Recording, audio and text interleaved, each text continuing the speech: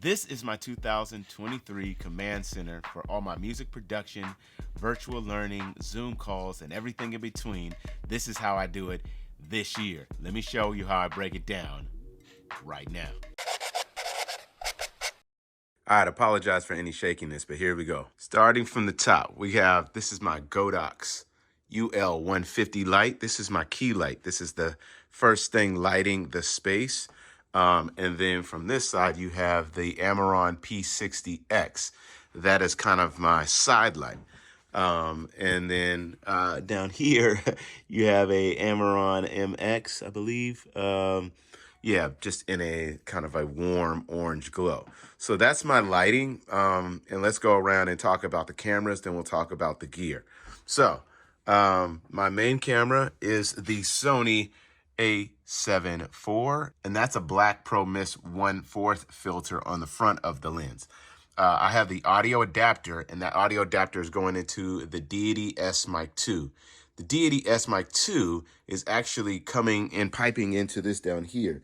This is the DBX 286S, I believe, and it's basically the channel strip that goes from this microphone back into the A7 IV, okay? So that's my main angle. This top-down angle right here, this is the Sony A7C with the 16-35 f4 lens that I have connected to that. Both of the cameras are connected via cam links underneath in my Mac Mini. My Mac Mini is actually mounted underneath there. And what I have is a, you can see that it's a CalDigit Thunderbolt docking station for all my extra peripheral needs that I have everything plugged in. You know, kind of looks kind of crazy, but this is how I have it set up. So I have two monitors from Amazon. I forget what they're called. They were just kind of cheap monitors, and I basically just use that to, you know, do some very low grade monitoring. So you can see I have the Sony ZV-1 for my side angle, and I have that vertically because a lot of the video that I'm creating recently is vertical. So you can see I'm using Ecamm Live, and I have basically three different angles being able to be captured all at once in 4K. So that's really amazing. So down here, I have the MX Master keys, MX Master 3 keys for Mac. It's on a swivel. This whole setup is by a company called Viozon. Of course, all the links will be in the description down below. They are affiliated. This is my X Key Air.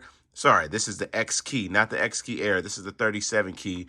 I don't get the Air because I like to have the sustain pedal be able to be plugged in. So I have that, and I have this on a swivel as well.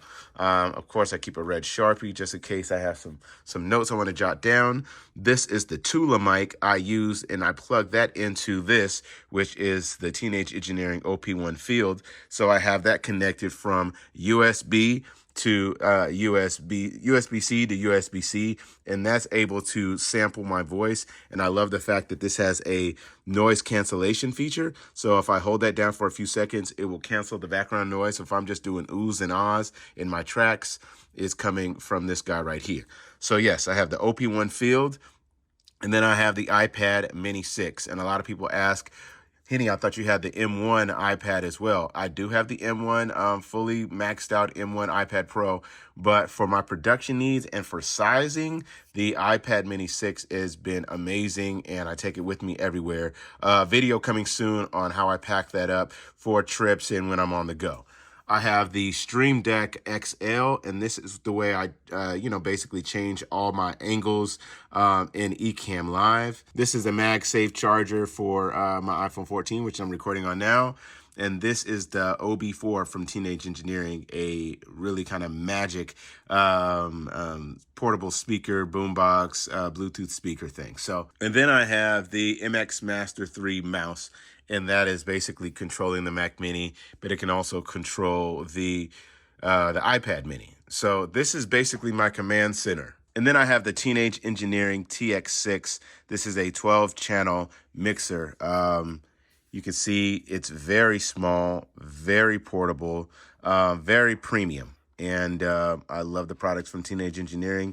Then I have the TX6 routed into a USB Type-C router. So basically I have everything routed into here audio-wise, right? I got the iPad coming into here. I have my OP1 coming in here.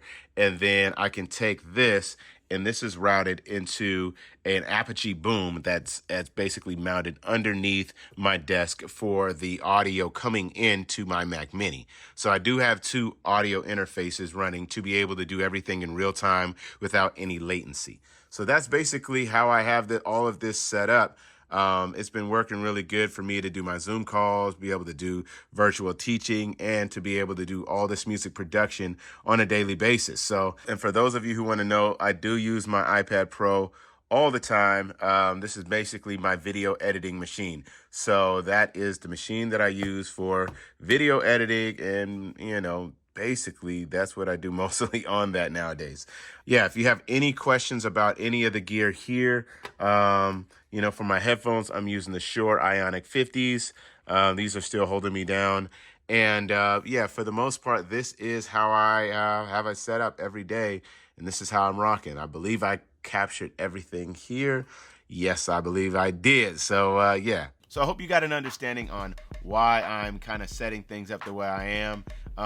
Really, it's this big modular setup that can go in many different directions. But for me, it's just the ability to have everything ready to go so I can stay in a rhythm, because I believe this year is all about staying in the rhythm, you know, staying in the consistency of everything that you're doing, and being very, very intentional about the goals that you're trying to create and the reasons why you're trying to get to those goals. For me, I want to be as sharp as I can musically, and I want to see just what will happen if I continue to put content out as frequently as possible. So this is what I'm doing, and yeah, if you have any questions, please feel free to drop me a comment in the comment section, and I will check you out in the next video. All right, take care. Hit 'em out!